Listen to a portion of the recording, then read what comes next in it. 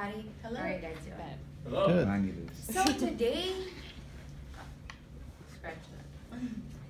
Think about a normal week of any of us. We're students, we're struggling, most of us work. Some of us might have children, some of us have many things to do. Think about a week that you have to write 4 essays, get ready for midterms, maybe while working 40 hours and at the same time running some errands or helping your parents, taking care of other things.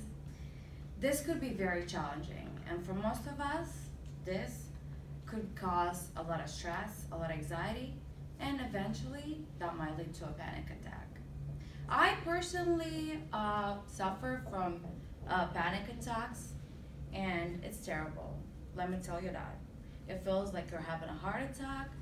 You can't focus on anything around you, things distract you. You feel like everything is falling apart, and it's very control your body or your mind. So because of that, I want to say that it's very important to know some steps or some measures that we can do in order to prevent a panic attack or at least diminish its effects. As the National Institute of Mental Health conducted some studies, and they've proven that only in the United States, over 6 million people suffer from panic attacks or panic disorder. But besides that, even more people find themselves having a panic attack from time to time. Mentioning this information, I believe that everybody should be able to spot and stop a panic attack. And there are three methods that we can take in order to stop a panic attack. One of them would be breathing techniques, in deep inhales, exhales. Another one would be finding a focused object. And another one would be focusing on muscle relaxation techniques. Now that we discussed some general information, let's move on to our first method. All of us know that whenever we get very anxious and very stressed, we tend to hyperventilate. And that could lead to a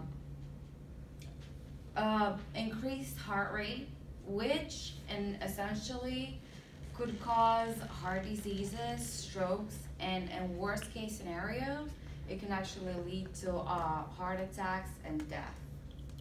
So the first thing to focus on would be taking deep breaths. Inhale and exhaling helps like for 4 seconds, holding your breath, then exhaling for another 4 seconds. Doing that repeatedly for a few times will actually help you slow down your heart rate, which is gonna relax you and calm you down, and you're gonna be more confident, and you're gonna actually be able to find your surroundings. One thing that you might want to do as well when using deep breathing techniques would be to physically sense your breathing. Feel your belly, put your hands on your belly, feel your belly raise, hold your breath, then feel your belly go down. This actually helps relax and feel more calm and relax your body and muscles. Now that we talked about breathing, let's move on to the second thing. That would be finding a focused object. And for that purpose, I left a little glass gem on everybody's table. Some people might feel like reality is slipping away when they're having a panic attack. And having something, a small object on them,